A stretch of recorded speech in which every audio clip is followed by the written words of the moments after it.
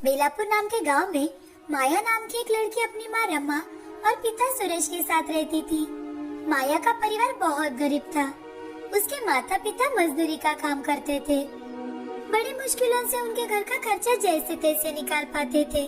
कुछ ही दिनों में दिवाली का त्योहार आने वाला था और इधर माया के माता पिताजी को कोई काम नहीं मिल पा रहा था। एक दिन माया अपनी माँ से, माँ, दिवाली आने वाली है तो हमारे घर में भी नए कपड़े पटाखे लाएंगे ना पिताजी? मेरी सारी सहेलियाँ नए कपड़े और पटाखे लाने वाली है। हम दिए भी जलाएंगे और हमारे छोटे से आंगन में रंगोली भी बनाएंगे। माया अपनी माँ को अपने सपने बता रही थी। उसकी बातें सुन रमा मन ही मन बहुत दुखी हो जाती है और अपनी बेटी को गले लगा लेती है और माया से, माया, तुम तो जानती हो बेटा, तुम्हारे पिताजी और मैं मजदूरी करके घर चलाते हैं और हमारे पास कुछ दिनों से कुछ भी काम नहीं है। हमारी किस्मत बाकी के लोगों की तरह नहीं है, लेकिन फिर भी अगर कहीं कुछ बन पाए तो जरूर लेकर आएंगे बेटा। माया अपनी माँ की बातें सुनकर नाराज हो जाती है और घर के पास एक पेड़ के नीचे जाकर बैठती है। माया को नाराज देख रमा की आंखों में आंसू आ जाते हैं। अब रमा अपने घर के काम में लग जाती है। दिवाली आने में कुछ ही दिन बाकी थे। उसी में माया उदास होकर एक नदी के किनारे पर बैठी थी। उसी समय दो बच्चियां माया के पास खेलते हुए आई और उसमें से एक, जिसका नाम रूपाली था, वो माया के पास आकर, तुम ऐसे अकेले क्यों बैठी हो? तुम चाहो तो हमारे साथ खेल सकती हो। मैं तुम्हारे साथ नहीं खेल सकती। मैं गरीब परिवार से हूँ और तुम तो अमीर परिवार से लगती हो। तुम्हारे माँ पिताजी तुम्हें मेरे साथ खेलने पर डांटेंगे। क्या? वो हमें क्यों डांटेंगे? तुम गरीब हो इसलिए? ऐसा कुछ भी नहीं है। गरीब आदमी भी चाहे तो मेहनत करके पैसा कमाकर अमीर हो सकता है। रूपाली की बातें सुन माया उससे दोस्ती कर लेती है। खेल खेलने के बाद रूपाली माया को अपने घर दिवाली पर आने के लिए कहती है।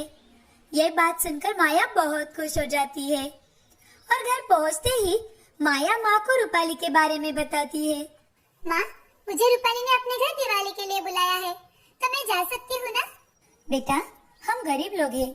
रूपाली के माँ पिताजी को तुम्हारा वहाँ जाना बिल्कुल पसंद नहीं आएगा। रमा माया को समझाती है, लेकिन माया माँ के पास जिद करते हुए, रूपाली ने मुझे बुलाया है तो मैं जाऊंगी जाऊंगी जाऊंगी। माया के जिद के कारण रमा उससे, ठीक है चले जाना। दिवाली के दिन माया अपनी पुरानी अच्छे से धोई हुई ड्रेस पहनकर रूपाली के घर पहुँचती है। रूपाली भी माया को देखकर बहुत खुश हो जाती है। तभी रूपाली अपनी माँ से, माँ सुनो ना, माँ ये मेरी सहेली माया है। रूपाली की माँ सुशीला और पिताजी ओम माया को देखकर जरा भी खुश नहीं थे। माया की गरीबी उसके कपड़ों में से झलक रही थी और रूपाली किसी भी गरीब घर के बच्चे से दोस्ती करे ये उन्हें बिल्कुल पसंद नहीं था। रूपाली के पिताजी रूपाली को एक साइड में लेकर जाते हैं और उससे, रूपाली, तुम्हें कितनी बार बताया है कि गरीब लोगों से दोस्ती मत करो। तुम इन गरीब लोगों को नहीं जानती बेटी। पहले अमीर लोगों से दोस्ती करते हैं और उसके बाद में उनके घर चोरी करते हैं। रूपाली और रूपाली के पिताजी की बातें बाहर खड़ी माया ने सुन ली। उसे बहुत बुरा लगा। उसे अपनी माँ की बातें याद आने लगी और वो रोते हुए वहाँ से बाहर निकल जाती है। दूर खड़ी रहकर आसमान में फूटते पटाखे देखने लगती है। इधर रूपाली भी ओम के सामने कुछ नहीं बोल पाती और बाहर आकर पटाखे फोड़ने लगती है। माया दूर खड़ी रहकर रूपाली को देख रही थी और तभी बाहर से एक रॉकेट आकर रूपाली के पीछे गिर जाता है। रूपाली उसके पास ही खड़ी थी। माया ने दौड़कर जाकर रूपाली को वहाँ से हटाया। रूपाली को वहाँ से हटाते ही जोर जोर से पटाखे फूटने की आवाज हुई। आवाज सुनकर सभी बाहर आ जाते हैं। पटाखे फूटने से माया के पैरों में और हाथों में चोट आई थी। ये देख रूपाली माया से कुछ बोलती, तभी रूपाली के पिता रूपाली से, रूपाली मेरी बच्ची, तुम्हें कुछ हुआ तो नहीं ना? पिताजी, आज अगर माया ना होती तो मुझे जरूर कुछ न कुछ होता। उसी ने मेरी जान बचाई है। रूपाली के पिताजी माया की ओर देखते हैं और माया से, माया, मैंने तुम्हें इतना भला बुरा कहा, फिर भी तुमने रूपाली की जान बचाई है। रूपाली मेरी दोस्त है, उसे बचाना मेरा फर्ज है मालिक। तभी ओम की नजर माया के जख्मों पर जाती है। मालिक नहीं बेटी, चाचा जी। तुम्हें कितनी चोट आई है बेटी? चलो अंदर चलो, मैं अभी डॉक्टर को बुलाता हूँ।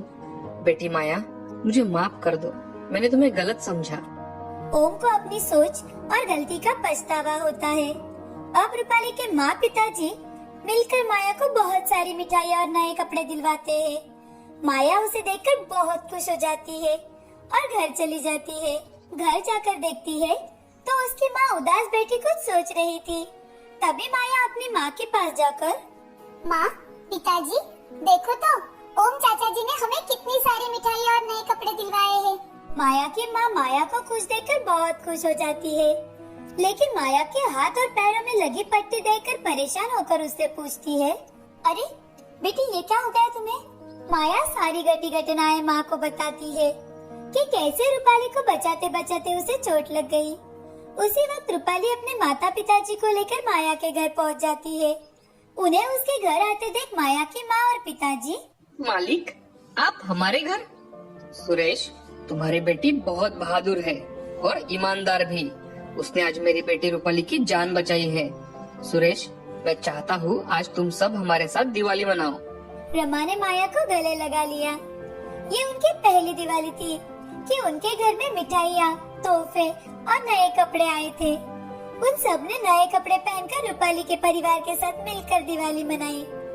ओम ने अब रमा और सुरेश को अपने फैक्ट्री में ही अच्छी तनख्वाह देकर काम भी दिया, इसीलिए अब सुरेश और रमा भी बहुत खुश थे। इस कहानी से हमें ये सीख मिलती है कि जिंदगी में अगर हम हमेशा ईमानदारी से काम करते रहे तो हमारी किस्मत हमें उसका फल आज नहीं तो कल जरूर दिलाती है। एक हरिहर नाम के गांव में आस्था नाम की एक धनवान लड़की रहा करती थी। आस्था के पिताजी विजय एक बहुत बड़े बिजनेसमैन थे। महीने में 2-3 बार वो काम के सिलसिले में विदेश जाकर आते थे। आस्था की माँ प्रिया एक बहुत बड़ी ड्रेस डिजाइनर थी। आस्था उनकी इकलौती बेटी होने के कारण उन्होंने उसे बहुत लाड़ प्यार से पाला था, क्योंकि उनके पास पैसों की कमी नहीं थी। इसीलिए आस्था जो भी मांगती मिनटों में उसके सामने वो चीज हुआ करती थी। जब भी विजय विदेश से लौटता था तो आस्था के लिए कीमती खिलौने लाया करता था।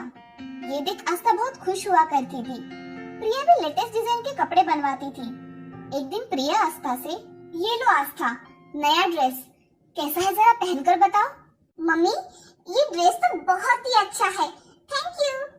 आस्था को इस बात का अब गर्व होने लगा था कि उसके पास जो भी कपड़े और खिलौने हैं वो किसी भी सहेलियों के पास नहीं है। विजय और प्रिया आस्था के साथ ज्यादा वक्त नहीं बिता पाते थे, इसीलिए वो उसे कीमती खिलौने लाकर देते थे। आस्था के घर के पास नव्या नाम की एक गरीब लड़की रहा करती थी। उसकी माँ मीना आस्था के घर काम किया करती थी। नव्या के पिताजी रमेश भी फैक्ट्री में मजदूरी का काम किया करते थे। रमेश और मीना उनके पास जो भी था उसमें नव्या की बड़ी प्यार से देखभाल किया करते थे। नव्या और आस्था एक ही उम्र की थे।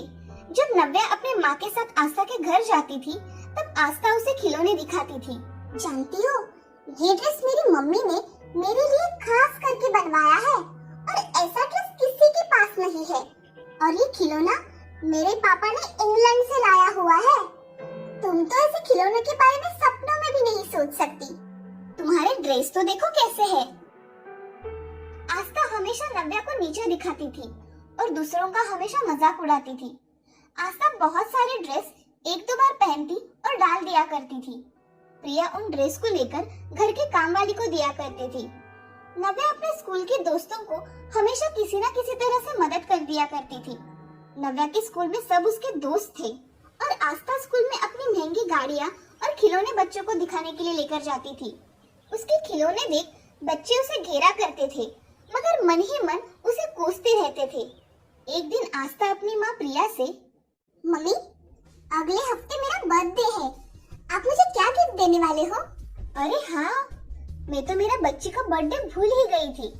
क्या चाहिए मेरी गुड़िया को? मम्मी, मुझे एक डॉल हाउस चाहिए जो कि बहुत बड़ा हो। ठीक है बेटा, मैं अभी ऑनलाइन ऑर्डर कर देती हूँ। Thank you mummy. ऐसा कहकर आस्था वहाँ से चली जाती है और तभी नव्या आस्था का एक बहुत ही शानदार ड्रेस पहनकर उसके माँ के साथ आती है। तभी आस्था नव्या से, अरे तुम पर ये ड्रेस बहुत अच्छा लग रहा है। मुझे तो पता ही नहीं था कि मैंने फेंका हुआ ड्रेस इतना अच्छा होगा। ये मेरी माँ ने मुझे दिया है। ये तुम्हारा ड्रेस है? हाँ, ये मेरा ही ड्रेस है। वैसे तुम गरीबों पर अमीरों के कपड़े बहुत जचते हैं। जाने दो, मेरे पास बहुत सारे कपड़े हैं। तुम भी क्या याद रखोगी? ये लो मेरा और एक कीमती ड्रेस। ऐसा कहकर आस्था ने उसका एक नया ड्रेस नव्या को दिया। मुझे ये ड्रेस नहीं चाहिए, तुम ही रखो। ऐसा कहकर नव्या वहाँ से चली गई। तभी आस्था खुश होकर अपने पिताजी के पास गई और अपने पिताजी से, पिताजी, मेरा अगले हफ्ते बर्थडे है, आप भूल गए? अरे, मेरी गुड़िया का बर्थडे भला मैं कैसे भूल सकता हूँ। तुम्हारे जन्मदिन पर मैं तुम्हें बहुत बड़ा सरप्राइज देने वाला हूँ। तुम चिंता मत करो। थैंक यू पिताजी। जाओ, अब तुम खेलो। ऐसा कहकर आस्था अपने बर्थडे का अब बेसब्री से इंतजार करने लगी। आस्था का जन्मदिन और नव्या का जन्मदिन एक ही दिन था। मीना और रमेश ने नव्या को बुलाया और, बेटी, तुम्हारे जन्मदिन पर तुम्हें क्या चाहिए, बताओ मुझे। अरे पिताजी, मैं तो भूल ही गई।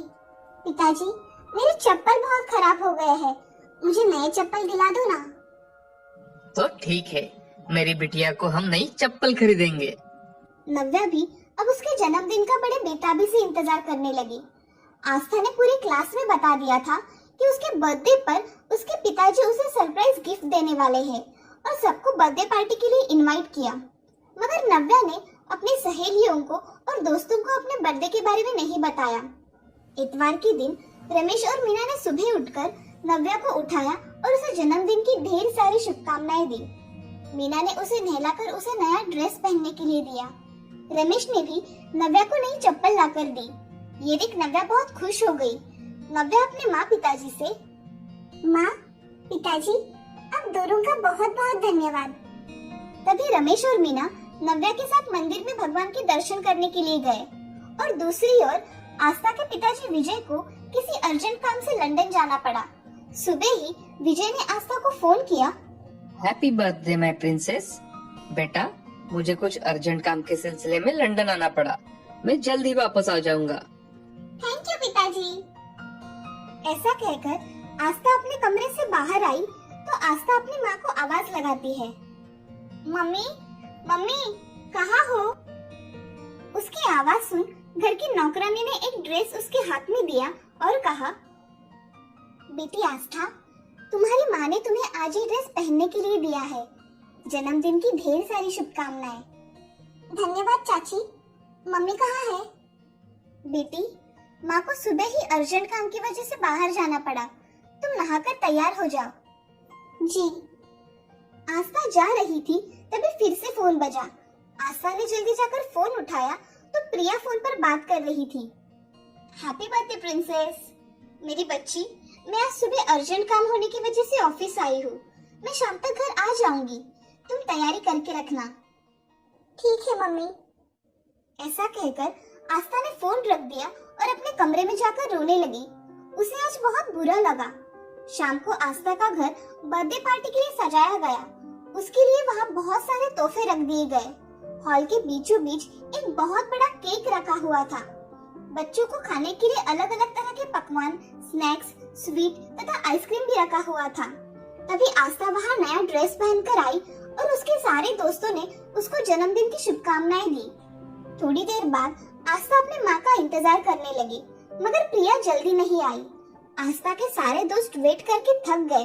तभी एक दोस्त आस्था से, आस्था, तुम्हारी मम्मी को आने में बहुत देर हो जाएगी। हमें अभी हमारे घर जाना चाहिए। बाय। ठीक है, बाय। ऐसा कहकर सारे दोस्त वहाँ से चले जाते हैं। तभी प्रिया का आस्था को फोन आता है, बेटा, मुझे आने में थोड़ी और देर हो जाएगी। तुम तुम्हारे दोस्तों के साथ अपना जन्मदिन मना लेना, ठीक है? सॉरी बेटा। आस्था गुस्से से फोन काट देती है और अपने कमरे में जाकर रोने लगती है। इधर नव्या के घर उसके दोस्त नव्या का जन्मदिन याद रखते हुए उसके लिए छोटे छोटे तोहफे लेकर उसके पास गए।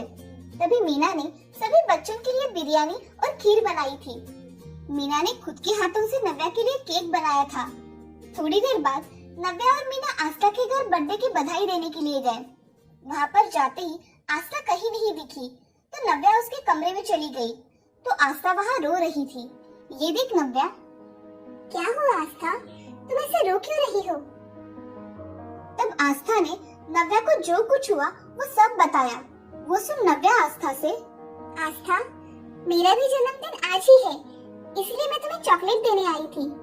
मेरे दोस्त मेरे घर पे इंतजार कर रहे हैं। अगर तुम मेरे साथ आई तो हम दोनों मिलकर एक साथ केक कट कर लेंगे। चलो मेरे साथ मेरे घर चलो।